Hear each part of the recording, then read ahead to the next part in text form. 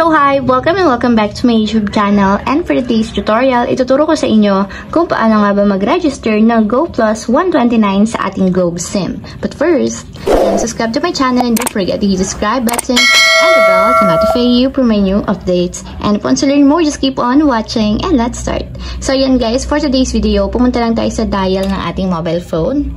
And dito guys, i-dial lang natin yung asterisk 143 number sign or hashtag, then dial. So, dito naman guys, piliin nyo lang yung Go Plus. So, kung makikita nyo, nandun siya sa number 1. So, ita-type natin is number 1, then tap send. So, ayan guys, yung ating Go Plus 129 is nandun sa number 2. So, ita-type natin is number 2. And then tap send. So, ang nakapaloob guys sa ating Go Plus 129 is a total of 18 gigabytes. So, yung 18 gigabytes is merong 10 gigabytes para sa lahat ng sites plus 18 gigabytes naman para sa 5G or sa apps na pwede nyong mapili.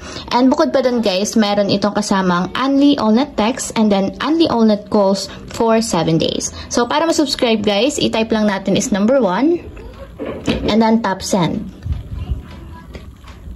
So, dito guys, mamimili muna tayo ng apps kung ano ba yung gusto nyong piliin dun sa 8 gigabytes. So, pwede siya sa Go 5G, Go Watch, Go Share, or Go Play. So, yung Go 5G guys is depende sa lugar ninyo kung applicable yung 5G data.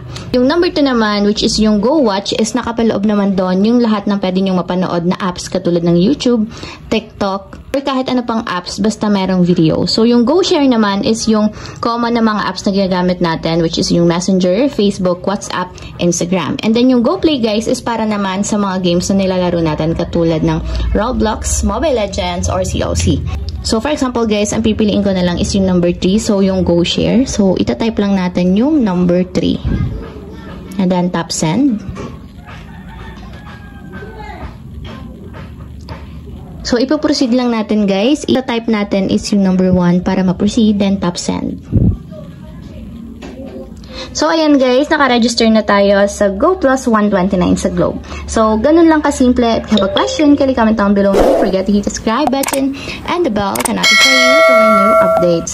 And thank you for watching!